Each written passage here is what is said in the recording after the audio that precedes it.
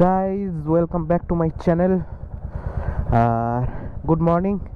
ঘড়িতে এখন বাজছে 7:55। আর আমরা একদম লাগেজ বেঁধে তৈরি। তো কোথায় যাচ্ছি আমরা সিউড়ি। এখন আছি মালদা। তো তোমরা যারা আমার পুরনো ব্লগ দেখো তারা জানো যে আমি মালদাতে পড়াশোনা করেছি, মালদাতে কিছু বছর চাকরিও করেছি। তো এখন যাচ্ছি সিউড়ি কাজের সূত্রে, ট্রান্সফার হয়েছে আমার। তো কিভাবে হয়েছে, কেন হয়েছে, তো সে সমস্ত গল্প তোমাদের যেতে যেতে রাস্তায় বলবো, অবশ্যই শেয়ার করব তোমাদের সঙ্গে আমার লাইফের এই ফেজের জার্নিটা। তো চলো বেরোনো যাক। জয় ভবানী, হর হর মহাদেব, লেটস গো।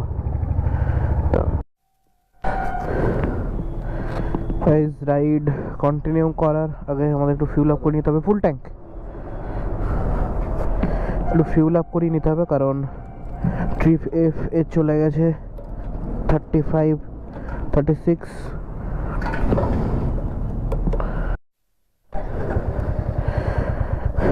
বন্ধুরা ফিউল আপ হয়ে গেছে। আর ঘড়িতে বাজছে 8:05, 8টাই ধরে নাও। তো চলো বেরোনো যাক। আমাদের যতটুকু আজকে জার্নি, এখান থেকে সিউড়ির ডিস্টেন্স 175 কিলোমিটার। তো 175 কিলোমিটার আমরা আরামসে পৌঁছে যাব, ফুল গিয়ে আমাদের তেল বেঁচে থাকবে। তো চলো যেতে যেতে কথা হচ্ছে রাস্তায়। বন্ধুরা ঘড়িতে এখন বাজছে 8:34। আর দেখতে দেখতে আমরা ফারাক্কা ব্যারেজের ওপর উঠে এসেছি। আর ফারাক্কা ব্যারেজ ঢোকার মুখে একটু কাজ চলছে, কারণ ওই নতুন ব্রিজ তৈরি হচ্ছে। তো ওখানে সিঙ্গেল লেন করে দিয়েছে, যার জন্য একটু জ্যামটা এখানে আজকে বেশি মানে আজকে আমি আসছি তাই বেশি দেখতে পাচ্ছি, হয়তো রেগুলার এরকমই থাকে। আগে জ্যামটা শুধু ফারাক্কা ব্যারেজের উপরে হতো, এখন জ্যামটা শুরু হয়ে গেছে আরও 2 কিলোমিটার আগে থেকে। তার কারণ ওই রাস্তা ভাঙাভাঙির কাজ চলছে, রাস্তা নতুনভাবে রাস্তাটা জয়েনিং হচ্ছে ওই দিকের ব্রিজটার সঙ্গে, মানে ওই দিকের ব্রিজটার সঙ্গে আর কি, যাই করো। তো আমার মনে হয় এই রাস্তাটা বন্ধ হয়ে যাবে, ওই দিকের ব্যারেজটা খুলে যাওয়ার পরে এই দিকের এটা পুরোপুরি বন্ধ হয়ে যাবে আই থিঙ্ক। বা এখান থেকে রেল লাইন করে দেবে বা কিছু একটা। কারণ যদি এটা সিঙ্গেল লেন করে আর ওটা সিঙ্গেল লেন করে, মানে ওটা যাওয়া এটা আসার, বা এটা যাওয়া ওটা আসার, সেরকম নয় ব্যাপারটা। ওটা পুরো হাইওয়ের মতোই হচ্ছে, 4 লেন 6 লেন, ঠিক আছে। ওভারব্রিজগুলো যেমন হয় 6 লেন তেমনই হচ্ছে। তাহলে এটা পরে কি কাজে ইউটিলাইজ করবে আমার জানা নেই। তো যাই হোক, দেখা যাবে যখন যা হচ্ছে। সুন্দর রোদ উঠেছে সকালে, মিষ্টি মিষ্টি রোদ, একটু গায়ে লাগছে, হালকা গরম গরম ফিল হচ্ছে। আমি আমার রাইডিং প্যান্টের মধ্যে যে থার্মাল লাইনারটা থাকে ওটা পরে আসিনি, ওটা পরিনি। তার একটা কারণ আমি জানি যে দিনের বেলা রাইড করব, তো ওটা যদি পরে নিই পুরো গরমে ভেপসে যাব একদম একটু পরে রোদ উঠলে। আর ওটা ছাড়াও যে এমন কিছু ঠান্ডা লাগে তা নয়, কিন্তু এই নর্মাল ঠান্ডায় যদি শুধু রাইডিং প্যান্টই পরে নেওয়া যায়, আমার ওই অ্যাডভেঞ্চার রাইডিং প্যান্টগুলো আছে, তো ওটা দিয়ে হাওয়াটাও খুব একটা বেশি ভেতরে ঢোকে না। তো যদি নর্মালি ওটা পরে নেওয়া হয় তাহলে কিন্তু ঠান্ডা অত বেশি লাগে না। তো যাই হোক, রাস্তা একদম সুন্দর রাস্তা, সকালবেলা চালাতে খুব ভালো লাগছে। আর তোমরা যারা আমার ব্লগ দেখো তো তাদের জন্য আজকে আমি যাচ্ছি মালদা থেকে সিউড়ি। আর সিউড়ি যাচ্ছি কারণ সিউড়িতে আমার নতুন পোস্টিং হয়েছে অ্যাজ আ জিডিএমও, যারা জানো ব্যাপারটা, জেনারেল ডিউটি মেডিকেল অফিসার।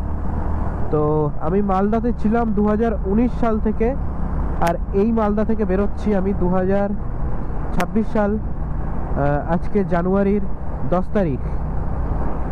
তো লম্বা একটা সম্পর্ক হয়ে গেছে মালদার সঙ্গে।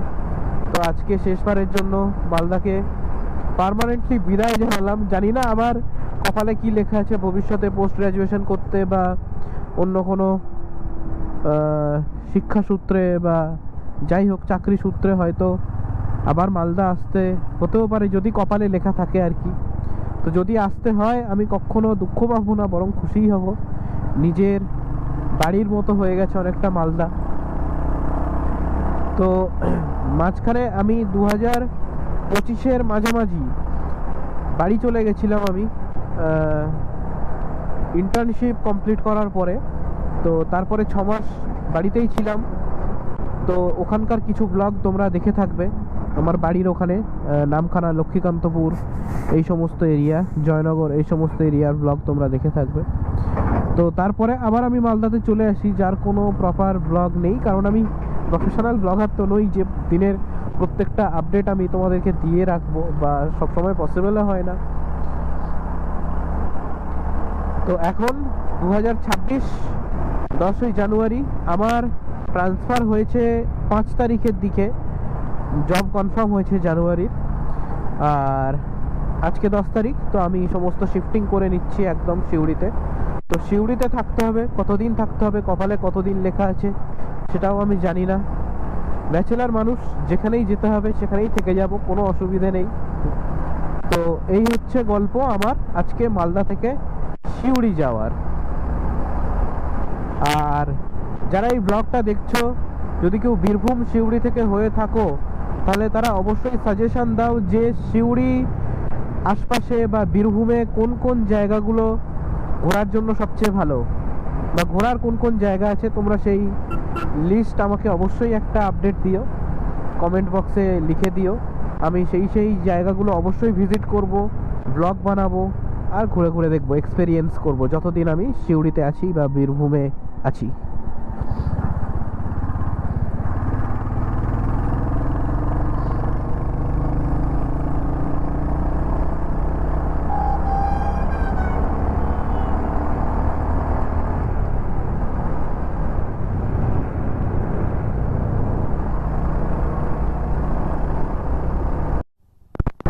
বন্ধুরা, আমরা পৌঁছে গেছি মোরগ্রাম। আর এখান থেকে নিয়ে নিতে হবে আমাদের ডান দিক। ঘুরে যাই, ডান দিক ডান দিক ডান দিক। দেখো এখানে লেখা আছে নলহাটি, রামপুরহাট, তারাপীঠ, মোহাম্মদ বাজার, সিউড়ি। তো আমরা যাব সিউড়ি। আর আজকে সকাল থেকে আমাদের রাইডের হয়ে গেছে প্রায় 100 কিলোমিটার। মালদা থেকে মোরগ্রাম আই থিঙ্ক 100 কিলোমিটার মতোই পড়ে। তো একটু চা খেয়ে নিতে হবে, একটু ব্রেকফাস্ট করে নিতে হবে, নইলে এগোনোটা কষ্ট করি। যে সামনে দোকানটা খালি আছে, চলো খালি জায়গাতেই আমরা যাব। তো এখানে ব্রেকফাস্ট করব একটু করে, আবার এগোনো যাবে। বন্ধুরা, ঘড়িতে এখন বাজছে 10টা, আর আমরা ব্রেকফাস্ট করে নিয়েছি। আর এখান থেকে আমাদের গন্তব্য দেখাচ্ছে 82 কিলোমিটার। আর পুরোটাই এরকম সিঙ্গেল লেন, তো একটু ধীরে ধীরে এগোতে হবে, ধীরে সুস্থে, কারণ ভিড় বেশি এই রাস্তায়, বড় বড় গাড়ি চলে, বাস লরি প্রচুর, জ্যামও হয়। তো আমরা ধীরে ধীরেই এগোবো। আর আকাশ একদম ক্লিয়ার, সুন্দর রোদ পাচ্ছি, ভাল লাগছে বাইক চালাতে। তো চলো ধীরে ধীরে এগোনো যাক। গাইস, ঘড়িতে এখন বাজছে 11টা 3, আর সিউড়ি পৌঁছতে 30 কিলোমিটার বাকি। আর সত্যি কথা বলতে এটা একটা সিঙ্গেল লেন, প্রচুর গাড়ির জ্যাম, প্রচুর গাড়ির ভিড়, কিন্তু চালাতে বেশ ভালোই লাগছে আমার। কিন্তু দেখো রাস্তাটা বেশ ভালোই। এখানে একটু দাঁড়িয়ে যাব, একটু দাঁড়িয়ে যাই। এখানে জায়গাটা বেশ সুন্দর, গাছের ছায়া আছে।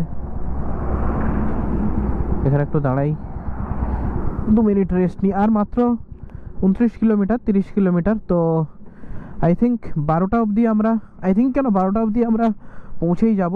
দেখো জায়গাটা হেবি সুন্দর জায়গা। তো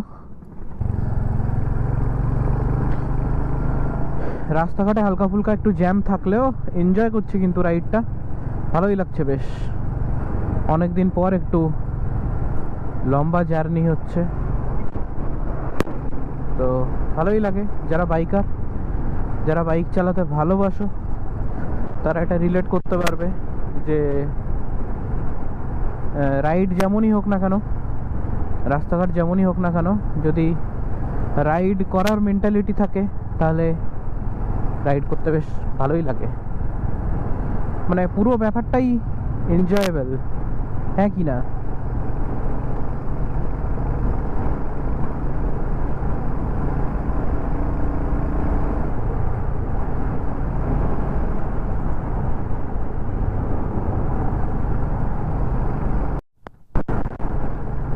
গাইজ আমরা শিউড়ি প্রায় ঢুকতে যাচ্ছি, আর মাত্র 10 কিলোমিটার বাকি। আর বীরভূমের রাস্তাঘাট খুব একটা খারাপ নয়, ঠিক আছে, কাজ চালার মতো। আমি তো দক্ষিণ 24 পরগনায় থাকি, আমি জানি আমার ডিস্ট্রিক্টের কি অবস্থা রাস্তাঘাটে। সেই হিসেবে দেখলে ভালোই রাস্তাঘাট। আর এটা হচ্ছে NH14 অবস্থা কিন্তু খুব একটা ভালো নয়। রাস্তাঘাট ঢেউ খেলানো, যখন তখন গাড্ডা গুড্ডা চলে আসছে, তো একটু সামলে চালাতে হচ্ছে এই আর কি।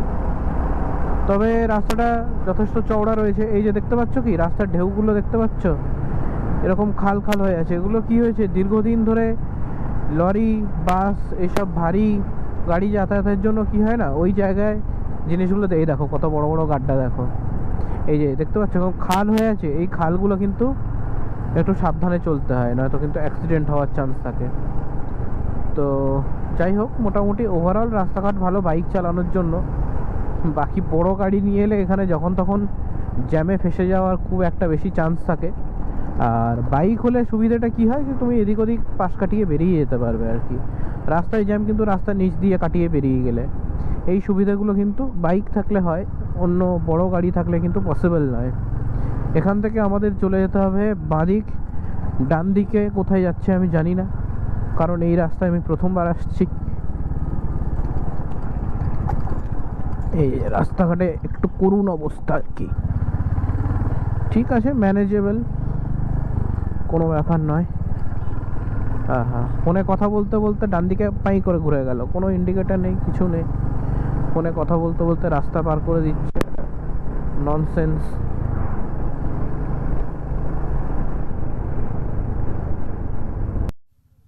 গাইস ঘড়িতে এখন বাজছে 11:50, আর আমরা পৌঁছে গেছি আমাদের destination.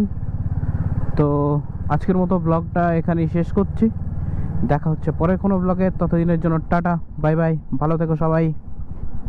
Please Sarakap, whatever. Please, I want to reach 1 million.